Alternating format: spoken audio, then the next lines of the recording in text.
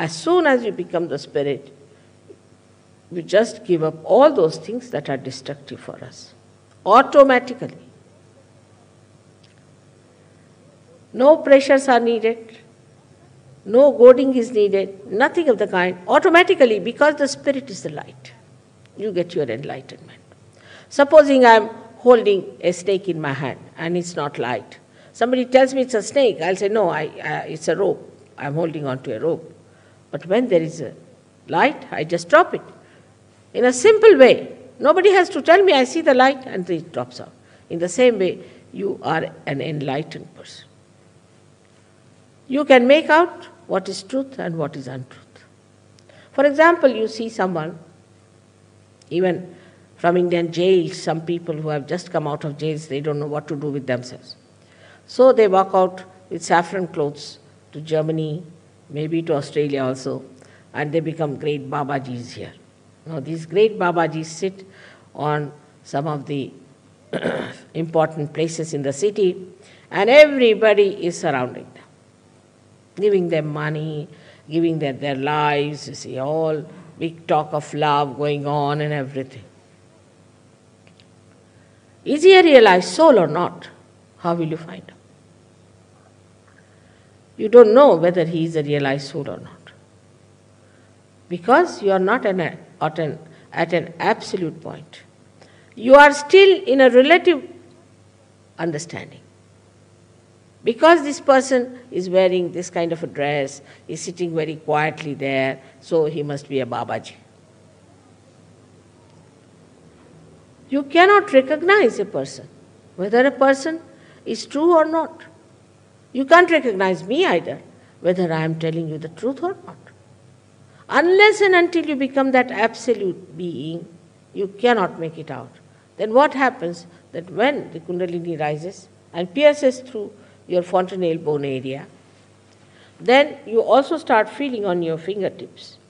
These fingertips are nothing but the sympathetic nervous system centers, which are indicative of the truth. If the person has got cool wind or cool breeze coming from that person, then he is a real one. If he doesn't have, then he is not.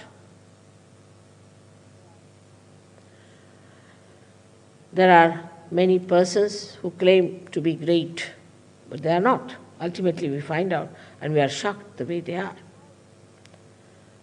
We don't know how is it our brain has failed, how is it our brilliance did not show clearly what was wrong with this gentleman, because we are not that. We have to accept humbly that we are still at a human awareness and we have to be at a spiritual awareness.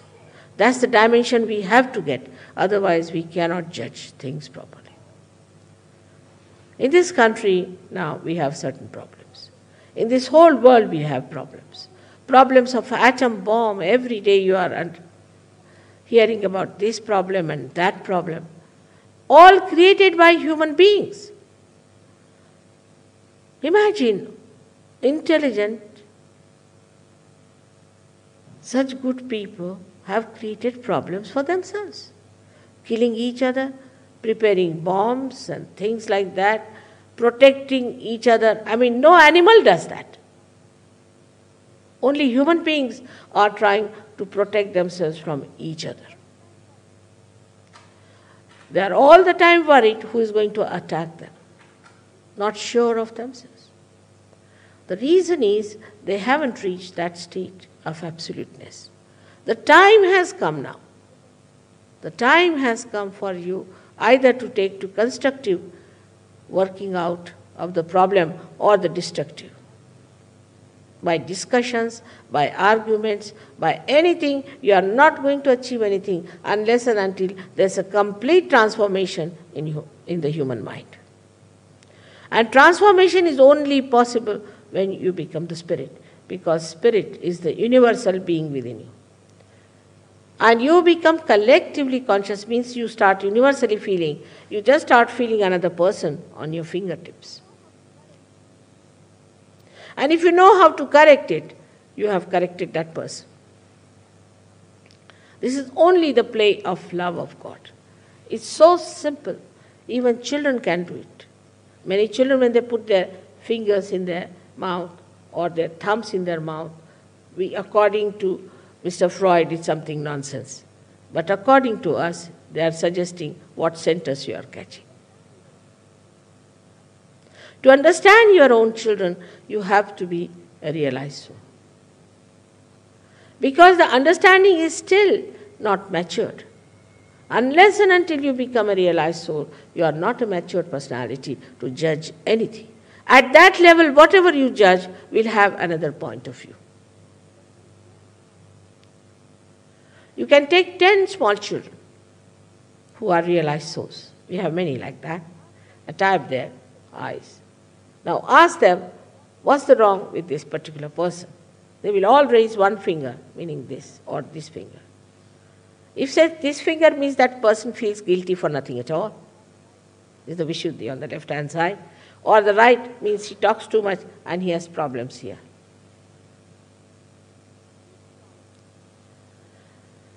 This knowledge becomes your own. This is one of the powers I have described to you, that you feel the collective consciousness within yourself. Whatever you achieve in your evolution is a living process. It is not a dead process. It's a living process by which your central nervous system can feel what is around you, what is within you. What you call the parasympathetic nervous system gets activated. And you can understand the parasympathetic. While if there are any doctors, they'll tell you that they don't know much about parasympathetic. Now, all these things happen to you, and even if you are a child, you can manage the show. The second power you get is that you can raise the kundalini of another person. Like one enlightened light can enlighten another person.